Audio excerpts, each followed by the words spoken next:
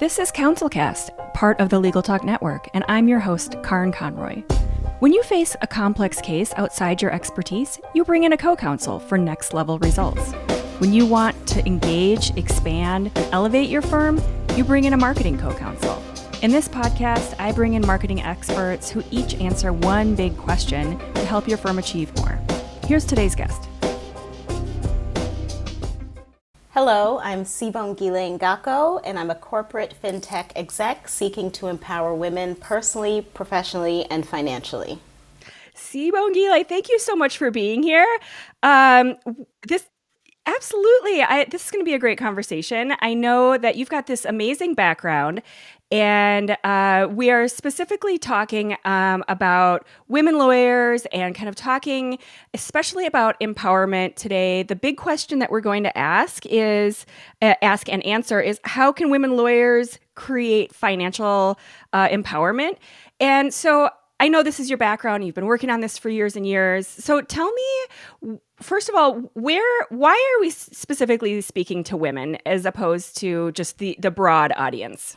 That's a great question, Karen, because so much of what I talk about applies to everyone, but my focus in particular and ours today is on women, and with good reason. When you think of the wage gap, the fact that even in 2022, in the 21st century, women make 84% of what men make, the fact that we're more likely to live paycheck to paycheck, the fact that overall women feel less confident about finances generally and retirement planning in particular, I think it necessitates talking to women in a really targeted way. And again, it's not that all of these tips don't apply to everyone universally, but I do think that women have, certain societal, cultural challenges that merit targeting us in particular in these conversations. So how do we even begin the conversation when we're talking about these kind of societal norms that you mentioned, where I feel like I've gone through different coaching programs and kind of business and things where they talk about this, taking control of your finances. And the first step is usually addressing where our heads are at with this stuff. So how do you even get started with that? I totally agree with that, because so much is mindset. I mean, we think about finances and we think dollars and cents, and yes, it is that as well. But so much of it is mindset. It's confidence. It's knowing your worth, even professionally. I mean, a lot of the wage gap and the challenges that women have stem from the fact that our career progressions don't take us as far financially and professionally, and that also contributes to our lack of empowerment. And so I think knowing your worth professionally is key. Knowing the value that you add professionally is key. Being able to articulate that to an employer or prospective employer, and just always being astutely aware of the value that you're bringing to any situation, personal, professional, or otherwise, then empowers you to advocate for yourself financially in a different way, to take up more space in the room, to be vocal, and to not feel muted when you're in a professional environment. And that mindset, to your point, flows through to all aspects of your life, personal, financial, and professional. Yeah. I can think of so many different kind of moments in a career where you have a choice to kind of, like you were saying, stand up and take control or ask questions that, or not, kind of sit back and just be the listener in that room. So where are some places where we should be kind of taking that initiative and stepping forward and choosing that empowerment role? So I'd say everywhere. That's an easy answer. That's it. Okay. My time here is done. No. So I mean everywhere. So thanks for listening. That's right. Thanks for listening. But in all seriousness, I mean, certainly let's start. We can start anywhere, but certainly at work, right? Yeah. Because that's where there's the potential for financial compensation for being vocal and for taking up space. And what I frankly, Karen, had to realize over the years is that, being vocal is a choice. I mean, I think the other end of the spectrum is that we put a lot of pressure on ourselves as women, and I know I was doing this for a long time and still have to caution myself, even after decades in the workforce. we put a lot of pressure on ourselves to know the answer, to be the one to speak up, to kind of make that impact in a really quick way. And of course that is the goal. You want to make an impact, you want to feel professionally valued, but there's a lot of power in knowing when to speak up and knowing when to listen, and kind of reading the room. And I mean, there's so many elements. Taking up space doesn't necessarily mean, I've come to realize, talking all the time, but Yes. there's power in being selective about what you say and when and to whom. That we also need to embrace. But yeah, certainly starting in the workforce, and that could be asking questions, speaking up when you disagree. And this is where, frankly, companies and businesses having a psychologically safe environment that allows everyone to do that, but particularly women, is so important. But it's asking questions. It's saying, I actually have a different perspective, and voicing that, and knowing that you are perfectly empowered to have that, be that voice of dissent. And so I think it starts there. But even in the household, I mean, so many women are working women. They're heads of their households financially, or even if not financially, they're the managers, they're the CEOs of their households. But for me, a long time, it took a while to realize that part of personal empowerment is also asking for help.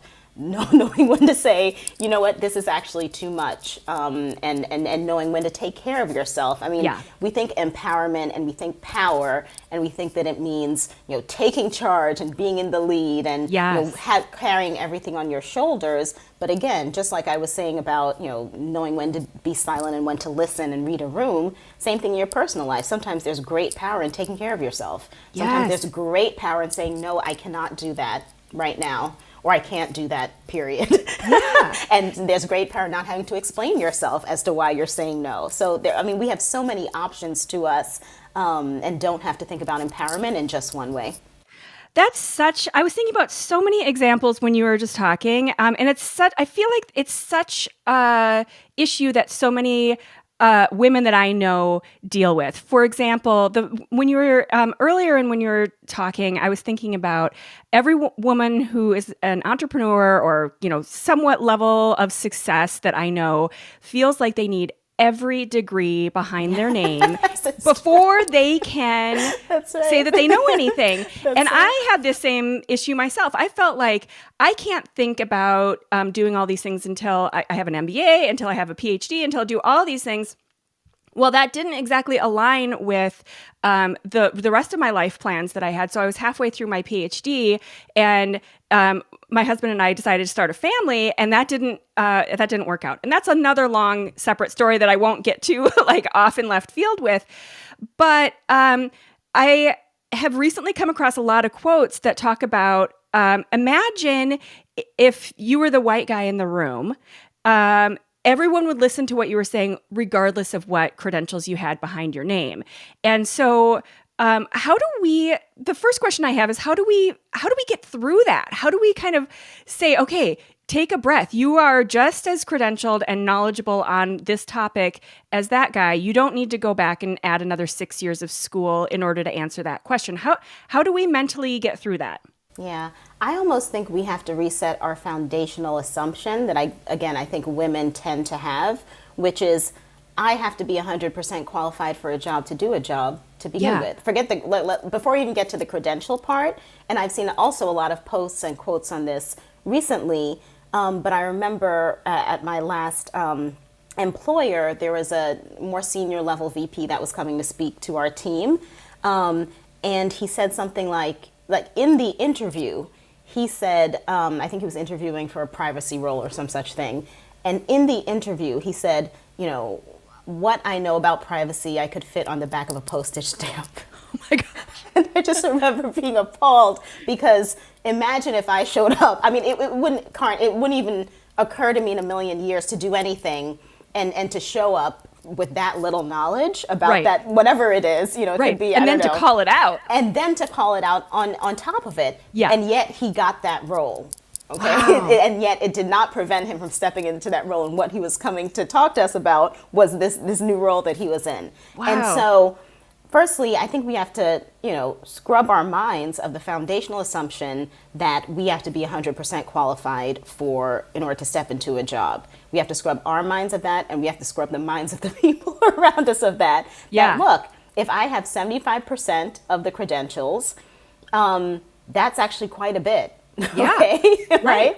And yeah. along with the experience, and start putting into the pot of what makes us qualified to do something, other intangibles such as leadership qualities, such as the ability for folks to follow you, such as your general organizational philosophies, such as other components of your experience, such as the diversity of your experience, whether it's in that field or not. I mean, we were talking about this earlier. I mean, I've had 20 years in financial services. I also used to be an opera singer.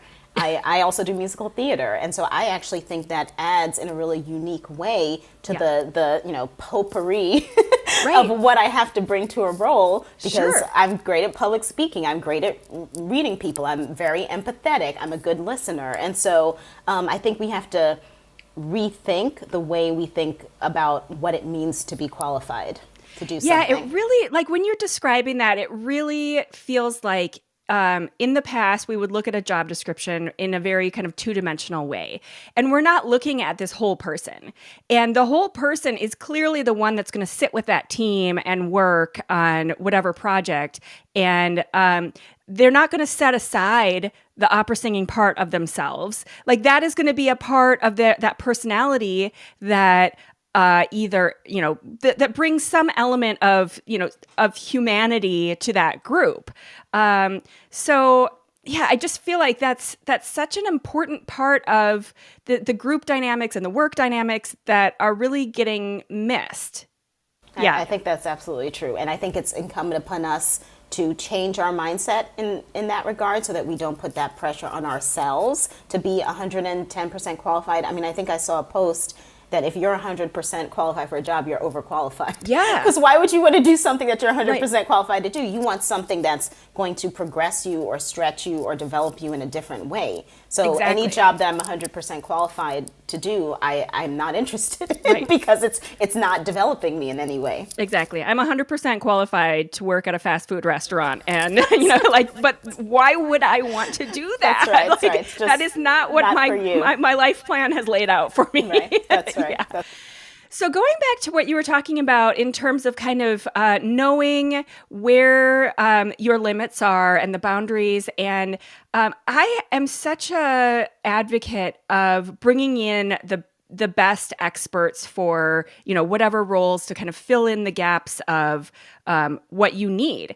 For example, I am not a fan of accounting or the bookkeeping side of the business. Like I like to see the charts because I'm a very visual person, and I like to see how things are going and the trends and all of that, and get the reports. But the actual administrative part of it just turns my stomach, and it is not my strength. And so finding the right person for that and not feeling like I have to do it all. It took me a long time to get to that point, because I felt like, especially when it comes to finances, it feels very private, and it feels like I should be doing that all myself. So how do we get through those shoulds that we have kind of cemented into our brains and kind of let go?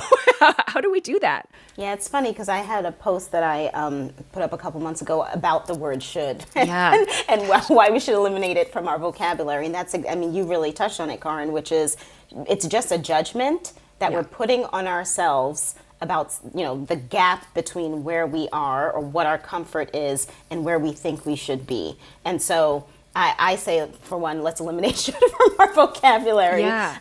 But also, call it for what it is. Sometimes, as Carla Harris says, you just have to call a thing a thing. And I think the more we can separate in our minds reality, which is frankly a very small part of what happens in our head, versus all the lies we tell ourselves. That's how one of my favorite authors refers to it, the lies we tell ourselves, and these, lofty expectations we hold for ourselves. The more we can do that and shift our mindset to that place, the better off we'll be.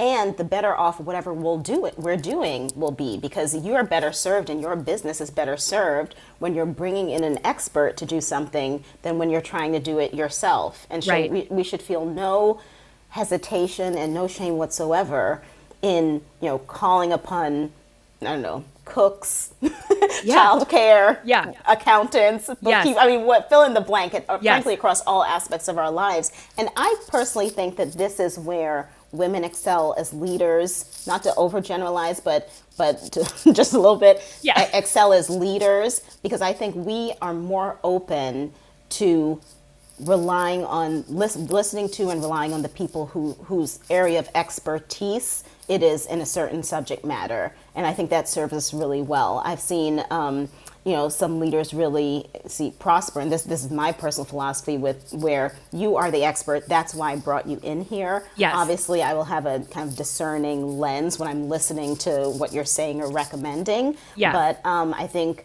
we as leaders, women leaders, tend to have more deference for people's area of expertise, and that can actually also serve us really well and our organizations very well. Yeah, I agree completely, especially, our audience is all lawyers, and I feel like when I'm talking about these types of topics more broadly, the ego becomes, a big part of it. But I will say the ego issues, for in my experience, and I've been working exclusively with lawyers for going on 13, 14 years, the ego issues come up way more frequently when I'm dealing with men.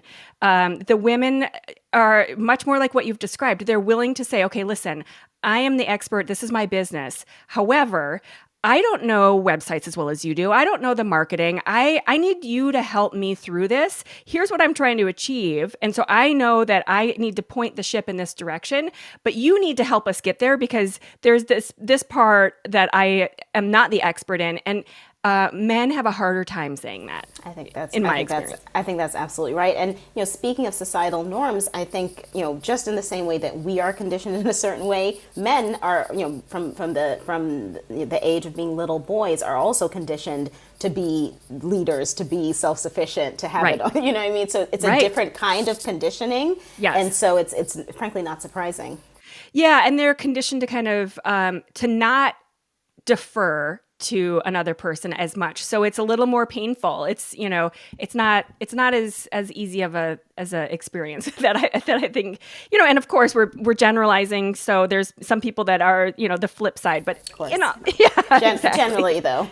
Yeah. So how does this all play out in terms of, like, if we're looking at a woman lawyer who's, got her own law firm, she's got a good amount of success, and she is, really working through, and, from what I've seen, a lot of times the administrative, the financial, the business side of the law firm, especially if they're growing quickly and they really have to focus on just their legal work, that side of it is just kind of being pasted together in a hasty way and not necessarily as strategic.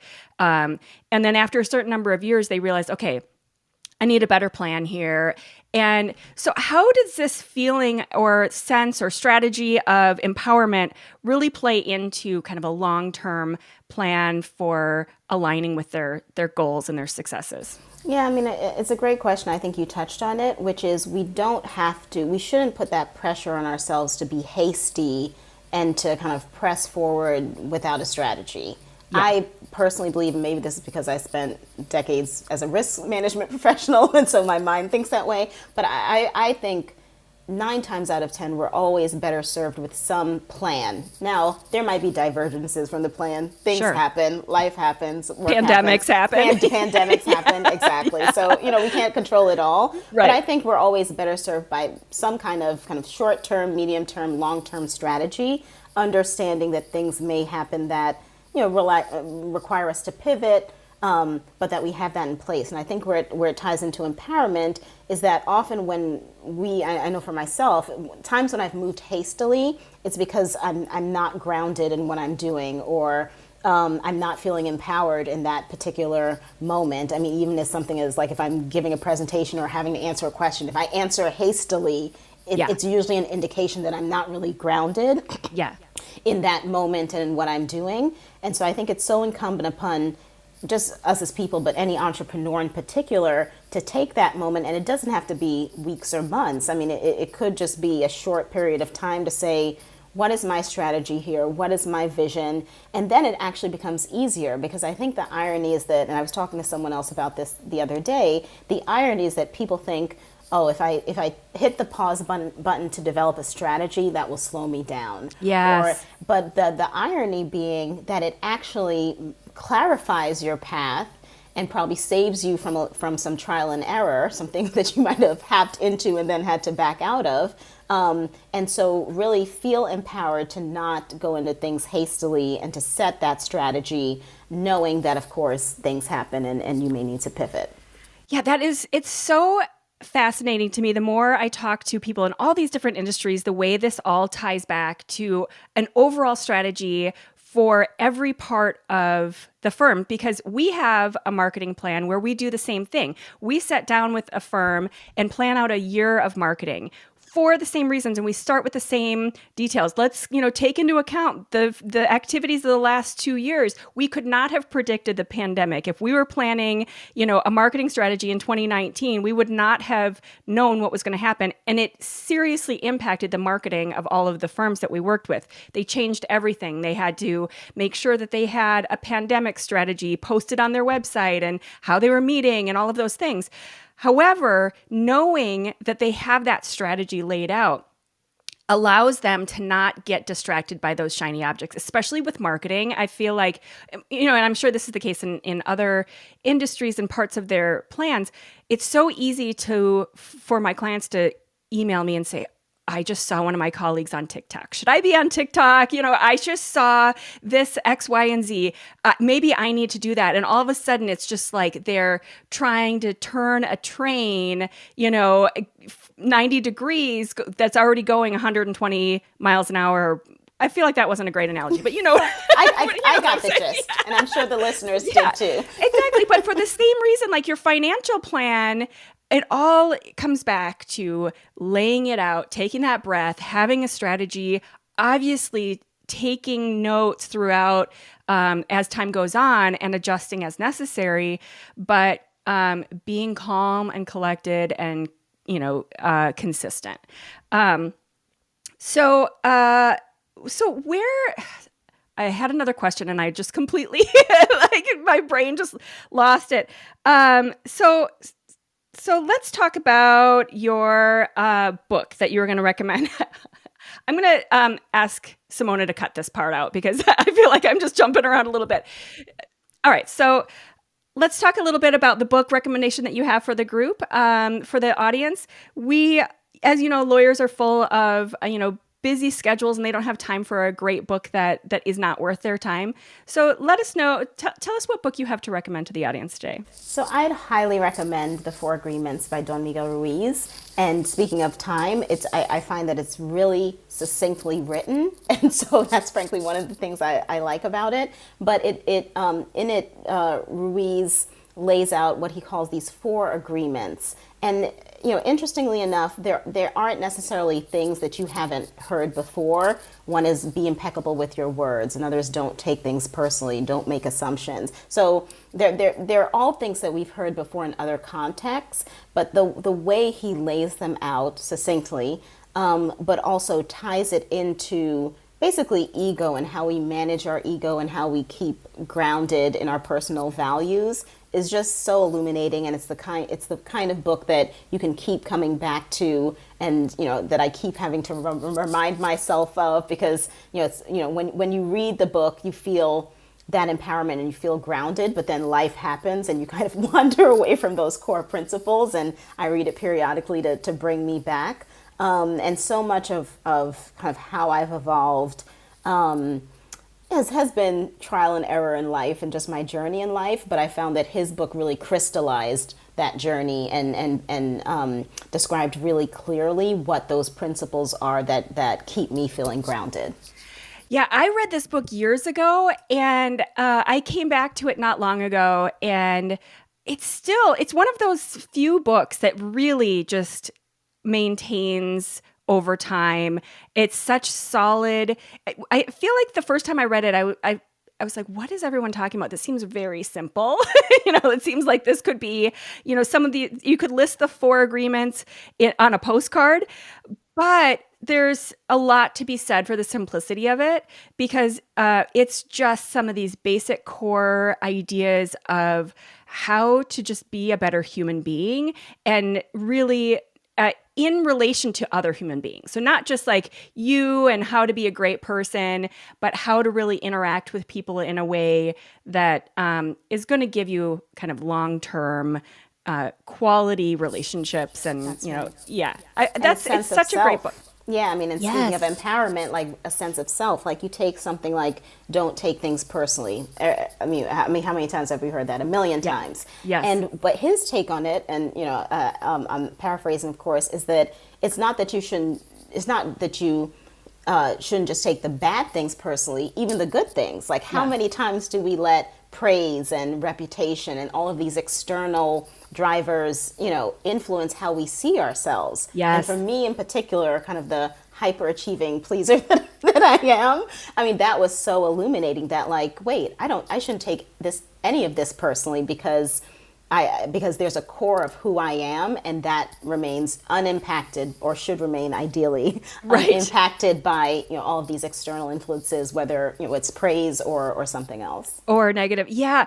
And it's really hard. I mean, some of these ideas are so hard. I mean, going back to this idea of the ego and how the ego gets in the way of all of this stuff, especially for people who like yourself, are very successful and have kind of risen through life on a certain path. Like a lot of the lawyers that are listening, it's hard to recognize that, okay, in this moment, either the praise or the negative feedback, it's not about me. This is, I need to not take this personally. I need to find a way to kind of step back and take sort of a Zen approach to all of this and rise above and be the bigger person. It's really a great book. It's definitely, I definitely highly recommend it. And obviously we will link to it on the show notes. And we have a library that links all of the books that our guests have recommended. So definitely a good one to pick up. And like you said, it's a nice short one that you can kind of get through quickly and just pick up some great tips about being a person. Okay, so what's one big takeaway that you'd like listeners to get from this episode? I would say just the word empowerment. So embrace the word empowerment, eradicate the word should. Oh, that's great. That is so good. Yeah, should is kind of the opposite of empowerment. Yeah, it really is. It's that's sort of, I'm picturing like a giant hand just pushing a person, holding a person down. That's right. Versus the opposite. Yeah, I love that. That's amazing. So Sibongile Ngako, I'm sorry if I'm sure people butcher your name every day. No, you said it beautifully. Okay, no, Karen, you said it beautifully, really. Oh, thank you. She is a Harvard-educated fintech executive seeking to empower women. Thank you so much for being here. I feel like this was such a great empowering. I know that's a corny way to bring that topic back in here, but it was such a great conversation. And I feel like there's some really good, solid tips in here that people will walk away with knowing that they just need to take that control and power within their own firms so that they can really get to those goals that they're trying to achieve. Thank you again. This was a great conversation. Thank you. Thanks for having me, Karen. Thank you for listening to this episode of the CounselCast podcast. Be sure to visit our website at counsel-cast.com for the resources mentioned on the episode and to give us your feedback. If you enjoyed this episode, I would appreciate if you could rate and review the podcast on Apple and subscribe to your favorite podcast platform. See you on the next one.